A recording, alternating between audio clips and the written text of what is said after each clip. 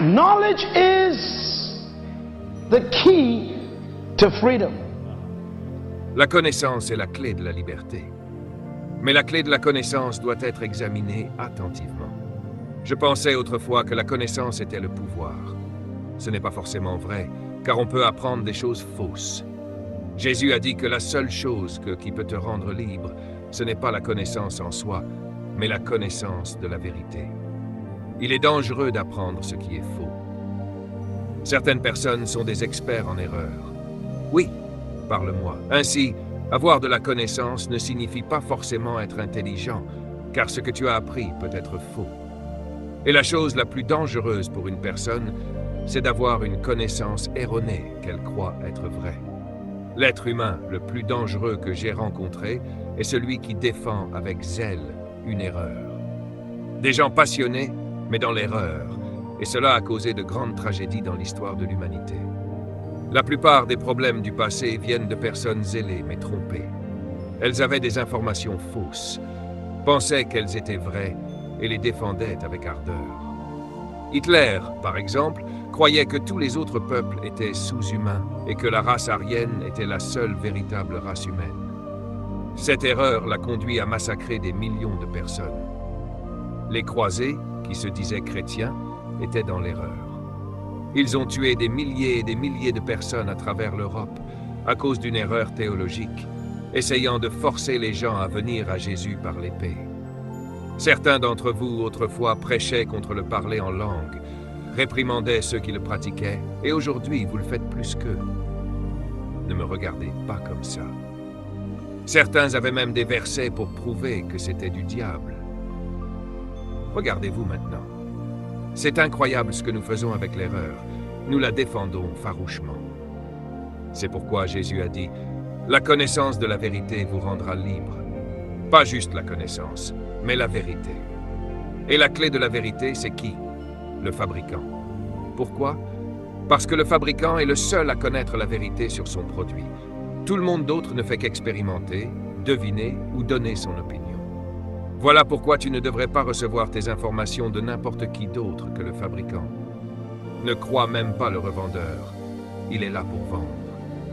C'est pourquoi je ne fais pas confiance aux humains pour me dire qui je suis. Ne te fie pas à l'expérience des clients pour juger la valeur d'un produit, car certains ne savent pas comment l'utiliser. Beaucoup d'entre nous avons laissé des gens nous détourner de bons produits simplement parce qu'ils en ont fait un mauvais usage et que ça n'a pas marché pour eux. Ce n'est pas parce que ton mariage n'a pas fonctionné que le mariage ne marche pas. Tu n'as juste pas su rester marié. Tu n'as pas suivi le manuel du fabricant ni respecté ses instructions. Si ton grille-pain ne fonctionne pas, ça ne veut pas dire qu'il est mauvais. Peut-être que tu l'as juste branché de travers. La vérité sur un produit se trouve uniquement dans l'esprit du fabricant. C'est pour ça que les fabricants aiment te donner leur adresse. Quand tu achètes un produit et que tu ouvres la boîte, ce que tu vois en premier, c'est pas le produit, mais un livre. Sur ce livre, il est écrit en grosses lettres. Ne touchez pas à ce produit avant d'avoir lu ce manuel en entier. Mais pourquoi on ne lit pas le manuel? Parce qu'on pense être intelligent. Et c'est pourquoi tu as un magnétoscope avec 12 fonctions, mais tu ne sais utiliser que stop, retour, pause et lecture. Pourquoi? Parce que tu n'as pas lu le manuel du fabricant. La machine a le potentiel d'offrir 12 fonctions, mais tu n'en utilises que 4. Tu vis donc en dessous du potentiel du produit. Qu'est-ce qu'un manuel? Le mot manuel vient du latin manu, qui signifie faire ou fabricant. Si tu ajoutes le mot factor, celui qui fabrique, tu obtiens manufacturer, le fabricant. Un manuel vient toujours du fabricant, jamais du revendeur, du grossiste, ni des clients. Le manuel, c'est l'esprit du fabricant. Le créateur prend son esprit, le met sur papier et l'envoie avec son produit. Ainsi, quand tu lis le manuel, tu lis son esprit à propos de son produit. Il te dit « N'essaie pas de faire fonctionner mon produit avant d'avoir lu complètement mon esprit. » Si tu ignores le manuel, tu ignores l'esprit du créateur. Et si tu ignores l'esprit du créateur, tu expérimentes à l'aveugle. Celui qui a lu le manuel sait quoi faire et comment exploiter pleinement le potentiel du produit, parce qu'il connaît la pensée du fabricant. Alors je t'invite à réfléchir. D'où viens-tu? Quelle entreprise t'a produit? Sony fabrique des produits Sony. Mercedes-Benz fabrique des produits Mercedes. Toyota fabrique des produits Toyota. Et moi, je viens de Dieu incorporé. Mon entreprise est éternelle. Elle n'est pas cotée en bourse, car sa valeur est infinie. Le fabricant qui m'a créé est le seul à avoir le droit de me dire la vérité sur moi. Quand il m'a créé, il avait un but en tête. Chaque fabricant crée ses produits avec un but précis. Ce but détermine la conception et les capacités du produit. L'opinion de quelqu'un n'a donc rien à voir avec le potentiel d'un produit. Prenons un exemple. La plupart d'entre vous êtes venus ici en voiture. Regardez votre tableau de bord. Vous verrez un nombre sur le compteur de vitesse. Certains indiquent 160, d'autres 210, d'autres encore 280. Comment le fabricant peut-il inscrire cela? Qu'est-ce qui lui donne le droit d'affirmer que cette voiture peut rouler à 160 km/h? Il ne vous a pas demandé votre avis. Il sait ce qu'il a mis dedans. La puissance du moteur, les pistons, la performance nécessaire. Avant de la mettre sur le marché, il l'a testée. Il ne te demande pas de tester quoi que ce soit. C'est déjà testé. Il te demande simplement de l'utiliser. Si, pendant les 30 dernières années, tu n'as conduit qu'à 90 km/h, est-ce que cela annule le potentiel de ta voiture qui peut aller à 160 km/h? Non. Je repose la question, si tu roules à 90 depuis toujours, est-ce que ton expérience annule la capacité de la voiture? Non. Voilà pourquoi tu ne devrais pas juger la vie en te basant sur ton expérience. Si ta voiture est garée dehors et que tu t'approches pour lui dire « tu es stupide », peut-elle toujours rouler à 160? Oui. Si tu dis « je pense que tu es nulle, ignorante et dépassée », peut-elle toujours aller à 160? Oui. Si tu dis « je n'aime pas ta couleur », peut-elle toujours rouler à 160? Oui. Ton opinion n'affecte pas le potentiel de la voiture. Note ceci. Les opinions ne changent pas le potentiel. Ce que tu penses d'une voiture n'a aucune incidence sur ses capacités. Le problème, c'est que la plupart d'entre nous acceptons l'opinion des autres sur nous-mêmes. Et voici un phénomène étrange. Si tu as roulé à 80 toute ta vie, mais que tu es capable d'aller à 240 et que je passe à côté de toi à 100, tu es impressionné. C'est fou, non? Tu roules à 80 depuis toujours. Quelqu'un te dépasse à 100 et tu dis « Waouh !» sans te rendre compte que tu peux atteindre 240. Le problème, c'est que nous sommes souvent impressionnés par des gens qui ne font pas grand-chose. C'est pourquoi je ne laisse jamais ce que tu fais interférer avec ce que je peux faire. En fait, je suis venu à cette conférence ce soir parce que j'ai dû ralentir pour revenir vers certains d'entre vous. Vous allez trop lentement dans la vie. Je suis venu vous dire, allez, appuie sur l'accélérateur. Il y a plus en toi que ce que tu as déjà accompli. Dieu n'est pas satisfait de tes réalisations actuelles. Alors, ne laisse pas l'opinion des autres limiter ton potentiel. Si tes professeurs t'appellent stupide, souris et dis-leur « Occupez-vous de vos affaires ». Après tout, la plupart du temps, ce ne sont pas les élèves qui ne peuvent pas apprendre, mais les enseignants qui ne savent pas enseigner. Ne laisse personne porter un jugement sur ton compteur de vitesse. Dieu a placé en toi un trésor inexploité. La société a une norme dangereuse, et moi, je ne veux pas être normal. Quelqu'un m'a demandé récemment, « Pourquoi veux-tu être si différent ?» J'ai répondu, « Je ne veux pas l'être, je le suis simplement. Je ne veux pas te ressembler parce que c'est bien trop bon d'être moi-même. » Maintenant, ouvrons ensemble le manuel du fabricant et lisons un passage qui parle de toi. Il se trouve dans la section Psaume, sous-section 139, article 14. Pour les plus religieux d'entre vous, Psaume 139. Voici ce que le fabricant dit du produit. Souviens-toi, seul le fabricant connaît la vérité sur son produit. Verset 13. Tu m'as formé dans le ventre de ma mère, tu m'as tissé dans le sein maternel. Tu comprends ce jargon technique? Je parle ainsi parce que certains sont trop spirituels, et c'est pour ça que vous roulez à 80. Tu travailles dans un magasin de chaussures et tu es content d'être superviseur, mais le fabricant est déçu, car tu étais destiné à posséder le magasin. Nous nous réjouissons parfois de ce qui déçoit Dieu.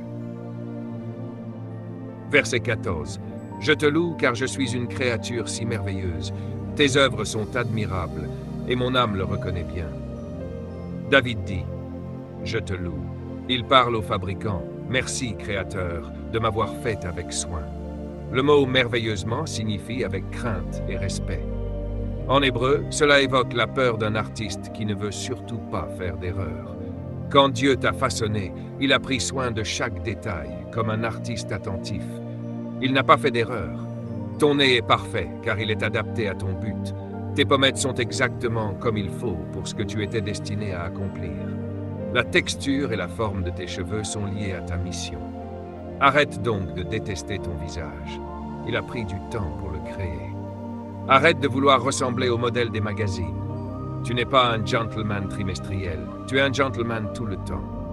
En Isaïe, il est écrit « L'argile dira-t-elle au potier, pourquoi m'as-tu fait ainsi ?»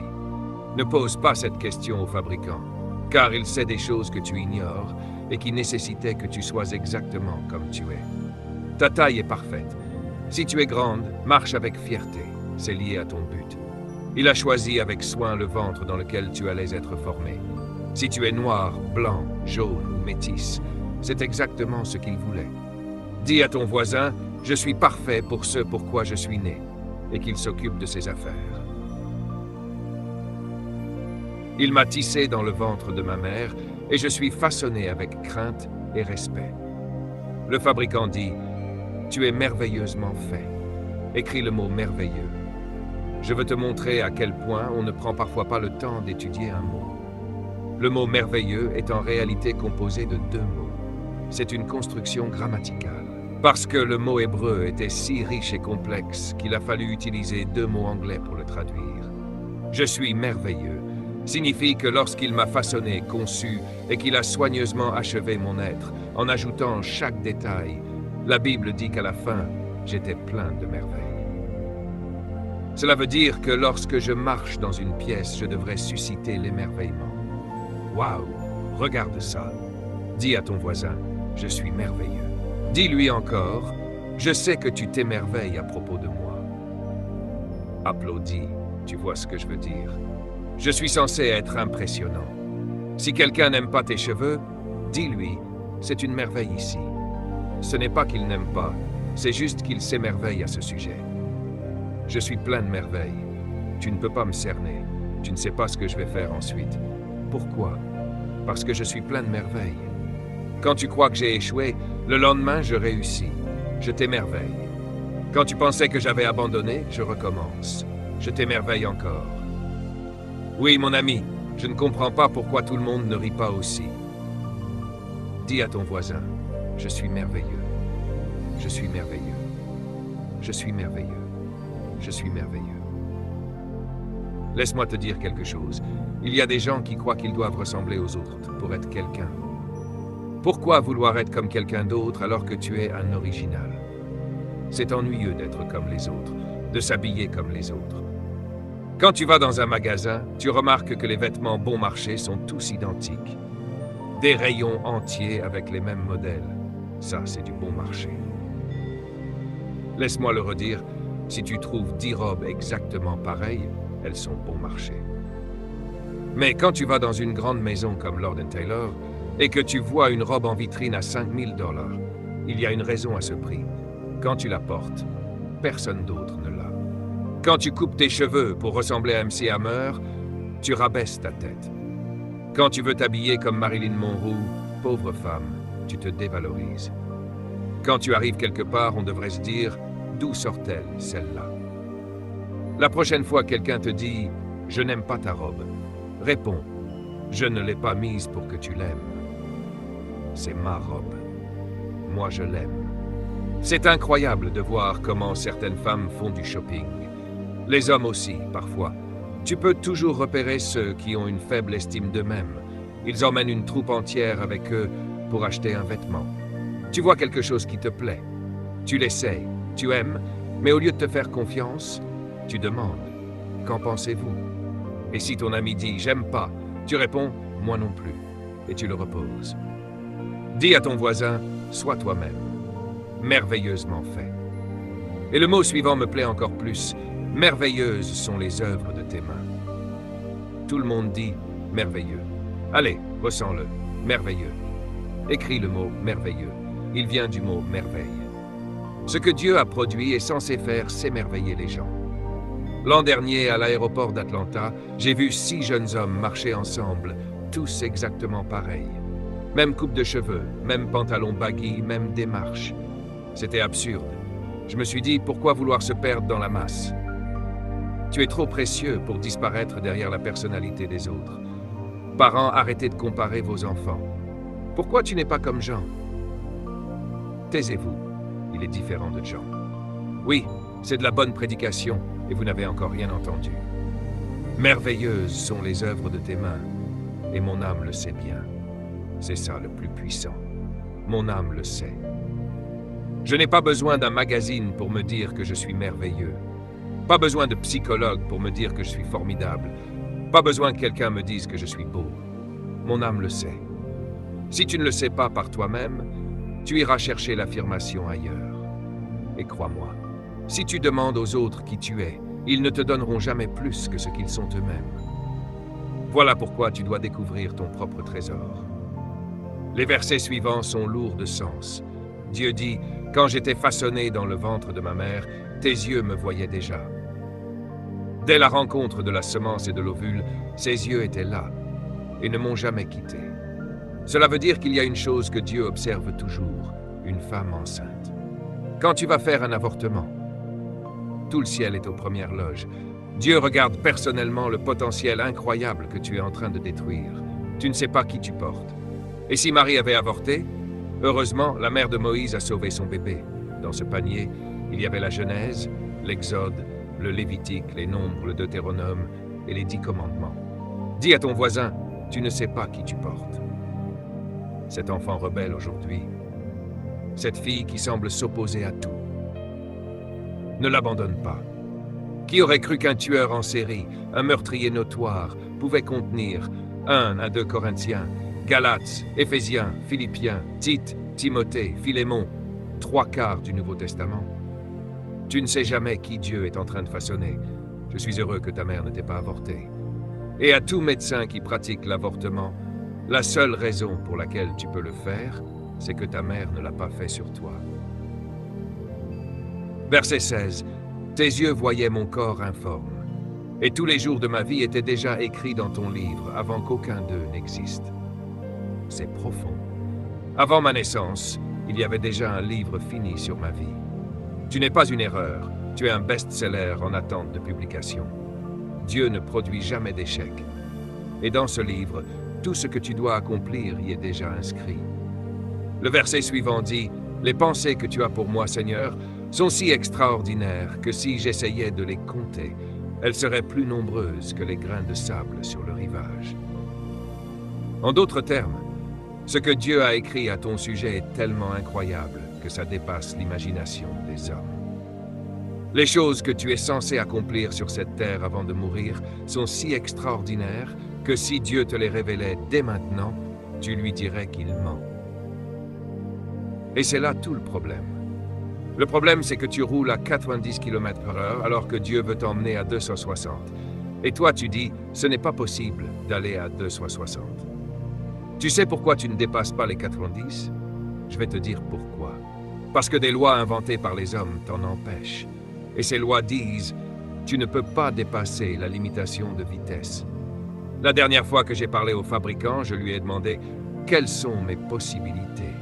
Jusqu'où puis-je vraiment aller? Tu sais ce qu'il m'a répondu? Toutes choses sont possibles à celui qui croit. Je crois qu'il y a un livre écrit sur ta vie, jeune homme.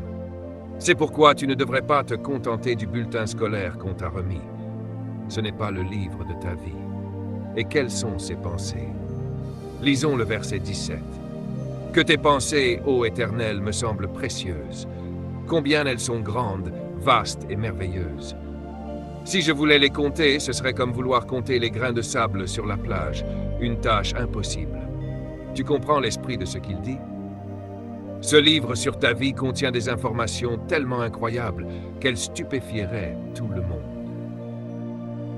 Si tu essayais de comprendre ce que Dieu pense de toi, ce qu'il a écrit pour toi, ce qu'il a prévu que tu accomplisses, tu aurais toi-même du mal à le croire.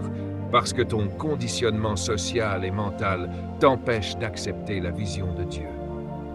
Quelles sont donc ces pensées que Dieu a à ton sujet? Allons ensemble dans 1 Corinthiens. C'est le manuel que nous lisons sur le produit. Dis à ton voisin, je sens mes moteurs s'échauffer. Et encore, je vais te dépasser bientôt. Quand je reviendrai ici l'an prochain, tu ne devrais plus être au même point dans ta vie. Tu ne devrais pas occuper le même poste. Mets tes yeux sur le siège de ton patron. Arrête de te contenter d'être secrétaire. Ce n'est qu'un détour temporaire vers ton véritable emploi. Travailler pour toi-même. Quelles sont donc ces pensées dont parle David? Paul les a reprises. Il dit « J'ai découvert des choses cachées aux anciens et aux patriarches. En réalité, ce que j'ai à dire est lourd à porter. » Allons d'abord dans Éphésiens chapitre 1, verset 3. « Béni soit Dieu, le Père de notre Seigneur Jésus-Christ, qui nous a bénis dans les lieux célestes de toute bénédiction spirituelle en Christ. » Souligne le mot « a », c'est du passé. Cela signifie que Dieu a déjà pourvu à tout ce dont tu as besoin pour accomplir ton but. Mais ces ressources sont dans les lieux célestes. Elles existent dans le monde physique, mais elles sont activées par le spirituel. Autrement dit, tout ce pour quoi tu es né est déjà prêt, mais rien ne se mettra en mouvement tant que tu n'auras pas commencé à agir selon ta mission. Si tu ne fais pas ce pour quoi tu es né, alors ce qui t'est destiné ne viendra pas vers toi. Et pourquoi? Parce qu'il t'a choisi avant la fondation du monde. Tu n'as pas été choisi quand tes parents se sont unis. Au contraire, ils se sont unis parce que tu étais déjà choisi. Alors ne sois pas troublé par ton passé ou tes origines. Même si tu ne connais pas ton père, sache que Dieu l'a simplement utilisé pour t'amener ici. Ce qui compte maintenant, c'est ta mission. Il t'a prédestiné. Pré signifie avant, destination signifie fin. Il a fixé ton but final avant même ton commencement. Tu n'es pas une expérience, tu es une mission. Les gens qui découvrent leur but aiment la vie. Ils se lèvent le matin impatients de commencer. Si tu t'ennuies, c'est que tu ignores pourquoi tu es né. Quand tu connais ta destination, même les détours et les obstacles ne te découragent pas. Tu sais où tu vas. Tu peux changer de route, mais tu ne retournes pas en arrière. Quand Dieu te montre ta vision, elle est tellement grande que tu te dis « ce n'est pas pour moi ». Pourquoi? Parce que la société, ta famille et ton environnement t'ont conditionné à croire que c'est impossible. Verset 11. En lui, nous avons été choisis, ayant été prédestinés selon le plan de celui qui opère toutes choses conformément à sa volonté. Peu importe tes erreurs, Dieu les utilise pour servir son but. Même ta chute devient un témoignage. Tu as eu un enfant hors mariage? Ce n'est pas la fin de ta vie. Dieu dit, amène l'enfant avec toi. Je vais te remettre dans ma volonté et utiliser cet enfant pour montrer que je peux transformer un enfant illégitime en leader légitime. Voilà ce que Dieu fait. Il fait concourir toutes choses pour ton bien et pour sa gloire. Chapitre 3, ou plutôt chapitre 2, verset 10. Regardez bien le langage de fabrication utilisé ici, car nous sommes son ouvrage, langage industriel, conception, production. Et nous avons été créés pour faire de bonnes œuvres, lesquelles ont été préparées pour nous. Depuis quand? Depuis avant la création du monde. Les œuvres que tu es né pour accomplir avaient déjà été préparées bien avant ta conception. Cela veut dire que tu es né pour faire quelque chose qui est déjà terminé dans l'Esprit de Dieu et qu'il veut simplement que tu commences à réaliser. Amen. Tu n'es donc pas venu sur cette planète par hasard, ni parce qu'un spermatozoïde s'est glissé par erreur. J'aime bien cette image. Dis à ton voisin, je ne suis pas un accident. Dis-lui, j'ai été choisi. Choisi avant que la Terre ne soit formée. Sais-tu que chaque fois qu'un homme émet du sperme, la science a prouvé qu'environ 500 millions de spermatozoïdes sont libérés? 500 millions chaque fois. Imagine un peu la scène. Tous ces 500 millions foncent vers l'ovule, chacun essayant d'être le premier, et un seul y arrive. Devine qui a gagné. Dieu regardait cette course et il a dit, « C'est celui-là que je veux. » Et ce celui-là, c'était toi. Alléluia. Allez, loue-le pour ça. Pas une erreur, pas un accident, pas un hasard. Dis à ton voisin, Luther Vandross chantait « One in a Million », mais il m'avait jamais rencontré. Moi, je suis 1 sur 500 millions. Frappe dans tes mains si tu comprends à quel point tu es important. Sur 500 millions de possibilités, c'est toi que Dieu a voulu. Alors, la prochaine fois que tu ne te sentiras pas important, repasse ce message dans ta tête. Demain, quand tu iras au travail, entre dans ton bureau la poitrine fière. Et si quelqu'un te demande « Mais qu'est-ce qui t'arrive ?» dis-lui « J'étais avec le docteur hier soir. » S'ils insistent « Mais qu'est-ce qui ne va pas ?» réponds « Rien ne va mal, tout va bien maintenant. » Et si on te demande « Mais pour qui tu te prends ?» dis-leur « Tu ne veux pas savoir. » La prochaine fois que ta mère te traite de brebis galeuse de la famille, réponds « Peut-être, mais au moins je suis une brebis sur 500 millions. » Secoue tes épaules. Oui, tu n'es pas une erreur. Dis-le. Je ne suis pas une erreur. Encore, je ne suis pas une erreur. Encore une fois, du fond du cœur, je ne suis pas une erreur. Il dit qu'il t'a choisi avant la fondation du monde. Un jour, à la télé, on m'a demandé « Que pensez-vous de la question de l'avortement? Êtes-vous pro-choix » J'ai répondu « Non, je ne suis pas pro-choix. En fait, je ne suis même pas choix. » Ils m'ont regardé. « Que voulez-vous dire ?» J'ai dit « Je suis pré-choix. » Vous comprendrez la semaine prochaine. J'ai été choisi avant la fondation du monde. Alors personne n'a le droit de me toucher dans le ventre de ma mère. Dieu avait déjà préparé des œuvres pour moi. Et quelles sont ces œuvres qu'il a préparées? Allons dans Corinthiens et prépare-toi à être transformé. Paul, dans le chapitre 2, parle d'un mystère. Nous annonçons la sagesse secrète de Dieu, une sagesse cachée que Dieu avait destinée à notre gloire avant le commencement des temps. Relisons. C'est fort. Paul dit, ce dont je parle, c'est une information secrète que Dieu détient. Cette sagesse, elle est où? En Dieu. Et elle parle de qui? De toi. Depuis quand est-elle là? Depuis avant la création du monde. Et qu'est-ce que c'est, ce secret? Ce sont les pensées qu'il a pour toi, écrites dans son livre sur ta vie. Pourquoi tu ne les connais pas? Parce qu'avant qu'il ne puisse te les révéler, l'humanité est tombée. Alors il a gardé ce secret. Comme tout fabricant, il est le seul à connaître le plein potentiel de son produit. Et ce secret, c'est ton destin. Aucun dirigeant de ce monde ne le connaît. Pas les psychologues, pas les biologistes, pas les éducateurs, personne. Ne crois pas aveuglément ton conseiller d'orientation. Ne laisse aucun expert te dire que tu n'es pas doué pour ceci ou cela. Ne laisse pas un prof qui aurait besoin lui-même d'un prof te dire que tu es mauvais en maths. Arrête de laisser les dirigeants de ce monde définir ce que tu peux ou ne peux pas faire. La vérité sur toi, c'est Dieu qui la détient. Ne laisse pas ta vie être définie par un examen de 2 heures. Et si tu rates un concours médical, tu peux toujours devenir médecin ailleurs. Certains ici vivent encore sous l'ombre d'une opinion de prof du lycée. Tu as 40 ans et tu crois toujours que tu es moyen, parce que quelqu'un l'a dit il y a 20 ans. C'est pourquoi je suis là, pour te dire d'appuyer sur l'accélérateur et de laisser derrière toi ces opinions. Paul dit, s'ils avaient compris qui était Jésus, ils ne l'auraient pas crucifié. Ils ne l'ont jamais vraiment identifié. Et pourtant, tu les laisserais te juger, toi? Et j'adore la suite. Ce que l'œil n'a pas vu, ce que l'oreille n'a pas entendu, et ce qui n'est pas monté dans le cœur de l'homme, voilà ce que Dieu a préparé pour ceux qui l'aiment.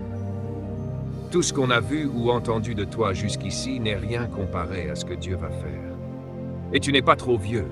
Oublie l'idée de la retraite. Dieu dit, j'ai encore des choses pour toi, même dans ta vieillesse. Et le plus beau, la seule façon de connaître la vérité sur toi, c'est que le Saint-Esprit, l'Esprit du fabricant, te la révèle. Lui seul qui t'a créé peut te dire qui tu es vraiment. Et ça ne s'obtient pas par analyse humaine, mais par révélation. Jésus un jour demande à ses disciples, « Qui dit-on que je suis ?» Ils répondent, « Tu es Élie, Jean-Baptiste, un prophète. » Toutes des opinions, toutes fausses. Puis il leur demande, « Et vous, qui dites-vous que je suis ?» Pierre ose, « Tu es le Christ, le Fils du Dieu vivant. » Et Jésus refuse de lui donner le crédit. Ce ne sont ni la chair ni le sang qui t'ont révélé cela. Voici le point essentiel. La vérité sur un être humain ne peut pas être connue par un autre humain, à moins que le Créateur ne lui révèle une information secrète. Vous comprenez? Jésus a dit, « Mon Père est le seul qui possède des informations sur moi. Et vous n'auriez jamais pu les connaître, à moins qu'il ne vous révèle ce secret. Vous êtes tellement profond, mon frère, qu'il faudra une révélation pour découvrir la vérité à votre sujet. Jeune femme, peu importe où vous avez été, ce que vous avez fait, ou à quel point vous êtes tombé. Il y a des choses sur vous que même votre quartier ignore. Seul Dieu les connaît. Et toutes les opinions qu'on a pu vous donner sont fausses, car elles ignorent le secret qui vous concerne. Ce secret est caché dans le cœur du Créateur. Alors, comment découvrir ce secret? Allons-y. L'Écriture dit « L'Esprit, avec un grand E, sonde tout, même les profondeurs de Dieu. » Tout le monde dit « profondeur ». Un jour, en lisant ce passage, j'ai presque pleuré. Le Seigneur a ouvert mes yeux et j'ai compris. Il m'a dit « Fils, je veux que tu saisisses ce que cela signifie. » Et j'ai vu le Saint-Esprit, il sonde toutes choses. Où sont ces choses? Au plus profond de Dieu. La vérité sur vous est si secrète que le seul qui peut l'obtenir est celui qui peut plonger dans les profondeurs de Dieu. Et quand il descend au fond de Dieu, il recherche tout ce qui vous concerne. Cela veut dire que les informations sur vous sont enfouies si profondément en Dieu que le Saint-Esprit doit plonger pour les trouver. Vous voyez l'image? Il plonge, il cherche. Et quand il trouve, l'Écriture dit « Qui donc parmi les hommes connaît les pensées d'un homme, si ce n'est l'esprit de cet homme? De même, personne ne connaît les pensées de Dieu, si ce n'est l'Esprit de Dieu. Ainsi, seul l'Esprit de Dieu peut sonder le cœur de Dieu, découvrir ses véritables pensées sur vous et vous les révéler. C'est pourquoi il est écrit que Dieu révèle ce qu'aucun homme n'a vu, entendu ou connu à votre sujet. Le Saint-Esprit vous les apporte, car elles sont enfermées en Dieu. Voilà pourquoi vous ne devez pas laisser les gens vous définir. Je me méfie toujours des opinions des autres sur moi, parce qu'ils ne savent rien de moi, à moins que mon Père ne le leur ait révélé. Et Dieu ne révèle pas tout aux autres, car s'il savait qui vous êtes vraiment, il tenterait de vous arrêter. Regardez Jésus. Les anges ont annoncé sa naissance, les mages sont venus le chercher, et Hérode, ayant deviné une partie du secret, a dit « Quand vous trouverez l'enfant, revenez me le dire. » Mais il voulait en réalité le tuer. De la même façon, certaines personnes n'aiment pas ce que vous allez accomplir. Quand vous annoncez que vous allez bâtir, créer une entreprise, retourner à l'école ou entreprendre un projet, elles se mettent en colère et planifient de saboter votre vision. Souvenez-vous de Joseph. Quand il a révélé son rêve à sa famille, ses frères ont répondu « Tu vas faire quoi ?» Et ils ont comploté pour le tuer avant que son rêve ne devienne réalité. C'est pourquoi l'Écriture dit « Nous n'avons pas reçu l'Esprit du monde, mais l'Esprit qui vient du Créateur, afin de connaître ce que Dieu nous a gratuitement donné. » Qui donc connaît la pensée du Seigneur pour pouvoir le conseiller? Personne. Dieu dit « Aucun homme ne sait ce que je sais à ton sujet, et personne ne peut me conseiller à ton propos. » Certains vont vers Dieu et disent « Ne l'utilise pas, Seigneur. Pourquoi l'as-tu choisi ?» Mais Dieu répond « Je suis le seul à connaître ton secret. » Et l'apôtre conclut « Mais vous, vous avez la pensée de Christ. » Alléluia. Vous pouvez savoir qui vous êtes, car celui qui vit en vous peut plonger dans le cœur de Dieu. Fermez votre Bible, levez vos mains et adorez-le. Certains ici ont souffert sous le poids des opinions des autres. Ce soir, séparez-vous-en. Quittez le passé qui vous a piégé. Dites adieu aux analyses des éducateurs, aux conclusions de votre famille et de vos amis. Rejetez tout ce qui vous limite et redonnez-vous à Dieu. Lever les mains, c'est offrir tout votre être à votre Créateur. Père, au nom de Jésus, merci pour ta parole vivante. Qu'il y ait un changement à partir de ce soir. Je prie pour ceux qui ont été opprimés par le passé, victimes des opinions d'autrui, ensevelis sous des blessures profondes. Fais-leur entendre ta voix. Redonne-leur leur vision. Réveille les rêves de leur enfance. Ravive en eux la passion de vivre. Certains ici sont sauvés, mais oppressés. Dieu veut que vous repartiez ce soir sachant que votre passé n'est pas votre futur. Peut-être avez-vous été victime d'inceste. Dieu veut vous dire, ce n'est pas votre vie, ce n'est qu'un événement. Marchez loin de cela. D'autres ont été brisés par un divorce, hantés par un échec, prisonniers d'une ombre qui les suit. Mais Dieu vous dit, vous pouvez vous en libérer et marcher dans sa volonté. Si ce soir vous décidez de quitter les jugements des autres, levez-vous. En vous levant, vous déclarez « Je suis au-dessus de cela. Cela ne me retiendra plus. » Les gens se lèvent. Dieu vous libère. Vous êtes le secret le mieux gardé de la terre. Mettez vos mains sur votre cœur. C'est là que Dieu a déposé l'onction, cette capacité surnaturelle d'accomplir la tâche pour laquelle vous avez été créé. Vous n'êtes pas né pour seulement gagner votre vie, mais pour donner la vie. Pas simplement pour être employé, mais pour être envoyé. Dieu vous a créé pour accomplir quelque chose que personne d'autre ne pourra faire. Ne quittez pas cette terre avant d'avoir trouvé et accompli la raison pour laquelle vous êtes ici. Quelque chose de plus important que la mort, quelque chose qui vaut la peine de mourir pour elle.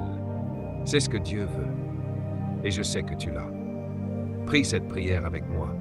Père Céleste, je reçois cette parole. Je savais que ma vie avait un but. J'ai toujours su qu'il y avait une raison à ma naissance. Ce soir, je déclare mon indépendance de toute opinion qui m'a oppressé. Je déclare une totale indépendance de chaque cicatrice, de chaque dépression qui m'a diminué. Je pardonne à tous ceux qui m'ont blessé. Ils étaient ignorants, ils ne savaient pas qui j'étais. Je suis une bénédiction pour cette planète. Et aujourd'hui, je déclare que je mourrai vide.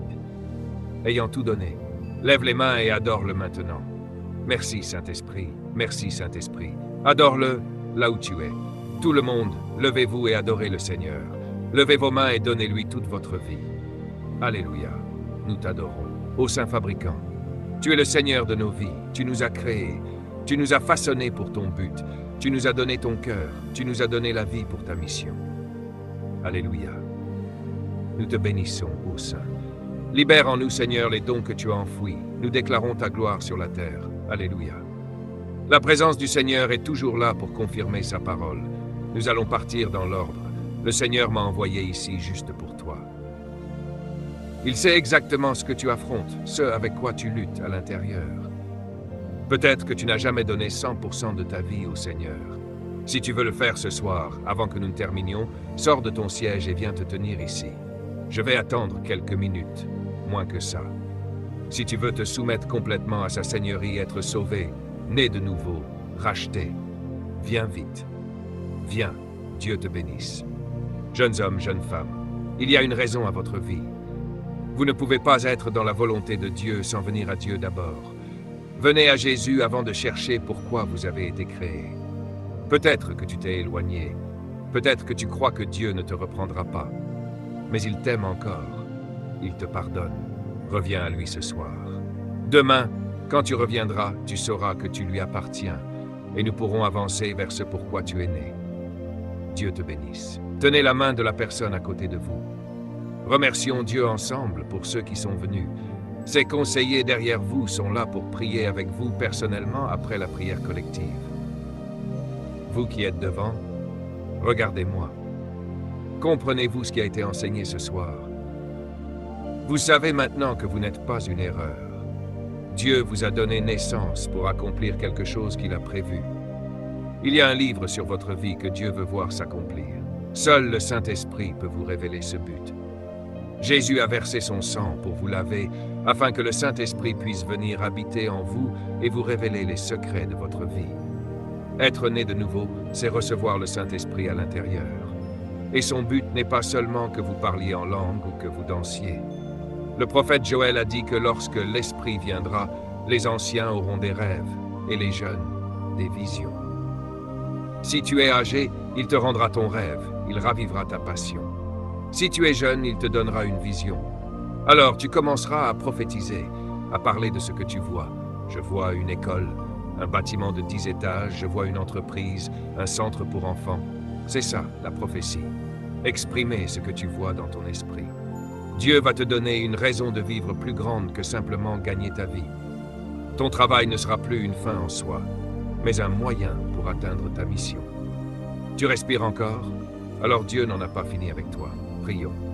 Seigneur Jésus, tu es le seul à pouvoir réparer nos vies, car tu es notre Créateur. Tu connais les pièces manquantes, et tu nous as ramené la pièce essentielle, le Saint-Esprit. Répare chaque femme, chaque homme ici. Lave leurs péchés, purifie leur cœur. Ce soir, leur passé est pardonné. Seigneur, remplis-les de ton Saint-Esprit. Priez avec moi. Jésus-Christ, tu es mon Seigneur. Seigneur veut dire propriétaire. Ton corps n'est plus alloué au péché. Tu ne peux plus en disposer sans l'accord de ton véritable propriétaire. Si tu vis dans le péché, libère-toi. Quand tu dis « Tu es mon Seigneur », tu dis « Tu es le propriétaire de ma vie ». Confesse-le, Jésus-Christ, tu es mon Seigneur. Tu es le Seigneur de mon corps, de mon esprit, de mon âme. Tu as payé pour moi. Je reçois le Saint-Esprit. Lève les mains et reçois-le maintenant. Il vient comme le vent, invisible, mais réel. Sois rempli du Saint-Esprit. Ouvre la bouche et remercie-le. Reçois-le au nom de Jésus. Cela coûte cher, mais cela en vaut la peine. Quand je marche à travers la vallée de l'ombre de la mort, je ne crains véritable preuve de la présence du Saint-Esprit dans une vie est la puissance. Votre vie doit être contrôlée par ce qui est bénéfique. Ne pleurons jamais lorsque nous sommes confrontés à des défis. Nous nous tenons debout et regardons le diable droit dans les yeux et disons, quoi que tu fasses, je suis plus que vainqueur.